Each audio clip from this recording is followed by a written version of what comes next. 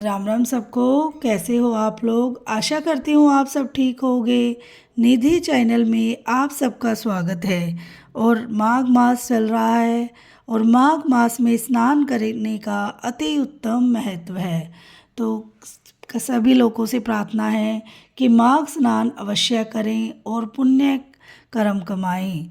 और माघ मास का आज हम 10वें अध्याय का पाठ करेंगे और कृपया कथा को पूरा सुने, अंत तक बने रहें। कथा प्रारंभ करते हैं। यमदूत कहने लगे कि हे वेश्य, एक बार भी गंगा जी में स्नान करने से मनुष्य सब पापों से छूटकर अत्यंत शुद्ध हो जाता है। जो गंगा जी को दूसरे तीर्थों के समान समझता है वह अवश्य नरक में जाता है। भगवान के चरणों से उत्पन्न हुई गंगा जी ने पवित्र जल को श्री शिव जी अपने मस्तक में धारण करते हैं। वह ब्रह्मा को संदेह रहित, प्रकृति से अलग और निर्गुण है। ब्रह्मांड में उसकी समानता किससे हो सकती है?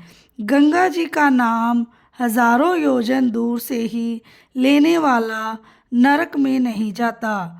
इसीलिए मनुष्य को अश्वमेव गंगा जी में स्नान करना चाहिए। मतलब हर मनुष्य को गंगा जी में स्नान अवश्य ही करना चाहिए, मतलब ज़रूर करना चाहिए। हे वेश्य, जो ब्राह्मण दान लेने का अधिकारी होकर भी दान नहीं लेता वह आकाश के नक्षत्र में चंद्रमा के समान है। जो कीचड़ से गौ को निकालता है, जो रोगी की रक्षा करता है या जो गौशाला में मरते हैं वह आकाश में तारागण होते हैं। प्राणायाम करने वाले मनुष्य सदैव उत्तम गति को प्राप्त होते हैं। प्रातः समय स्नान के पश्चात जो 16 प्राणायाम करते हैं वह घोर पापों से बच जाते हैं। जो पराई स्त्री को माता समान मानते हैं वह यम की यातना को नहीं भोगते। जो मन से भी कभी पर स्त्री का चिंतन नहीं करता वह दोनों लोकों को अपने अधीन करता है। जो पराये धन को मिट्टी के समान समझता है वह स्वर्ग में जाता है। जिसने क्रोध को जीत लिया मानो उसने स्वर्ग को ही जीत लिया। जो माता पिता की सेवा देवता तुल्य करता है वह यम द्वार नहीं देखता। और जो गुरु की सेवा करते हैं वह ब्रह्मलोक को प्राप्त होते हैं। शील की रक्षा करने वाली स्त्री धन्य है। शील भंग करने वाली यमलोक जाती है।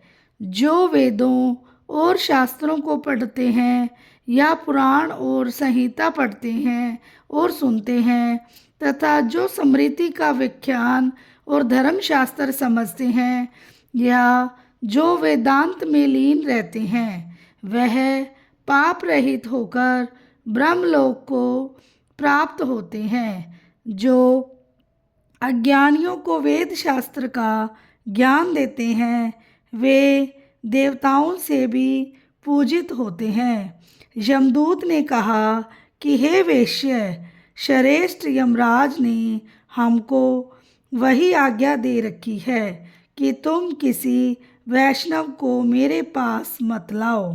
हे वेश्य, पापी लोगों को इस संसार रूपी नरक को पार करने के लिए भगवान की भक्ति के सिवाय दूसरा और कोई उपाय नहीं। भगवान की भक्ति न करने वाले मनुष्य को चांडाल के समान समझना चाहिए। जो भगवान के भक्त अपने माता पिता दोनों के कुलों को तार देते हैं और उनको नरक में नहीं रहने देते। और जो मनुष्य वैष्णव का भोजन करते हैं वे भी भगवान की कृपा से श्रेष्ठ गति को प्राप्त होते हैं। बुद्धिमान को सदैव वैष्णव का अन्न खाना चाहिए। इससे बुद्धि पवित्र होकर मनुष्य पाप नहीं करता। गोविंदाय नमः। इस मंत्र का जाप करता हुआ जो मनुष्य मृत्यु को प्राप्त होता है वह परम धाम को प्राप्त हो जाता है। इसमें संदेह नहीं है। जो ओम नमः भगवते वासुदेवाय इस द्वादक्षर मंत्र का जाप करता है उसके ब्रह्म इत्यादि बड़े बड़े पाप नाश हो जाते हैं। बोलो श्री विष्णु भगवान की जय हो। और ये थी हमारी 10वें अध्याय की कथा। और आशा करती हूँ आपको मेरी कथा पसंद आई होगी। और थोड़ा सा हम कीर्तन करते हैं। श्रीमन नारायण नारायण नारायण भजमन नारायण नारायण नारायण लक्ष्मी नारायण नारायण नारायण जपमन नारायण नारायण नारायण श्रीमन नारायण नारायण नारायण। वीडियो को लाइक, चैनल को सब्सक्राइब करना बिल्कुल ना भूलें, क्योंकि आपके लाइक सब्सक्राइब से मुझे बहुत ज़्यादा मोटिवेशन मिलती है। तो जो भी नए हैं सब्सक्राइब करे बिना बिल्कुल ना जाएं। और हो सके तो आप एक शेयर ज़रूर करते।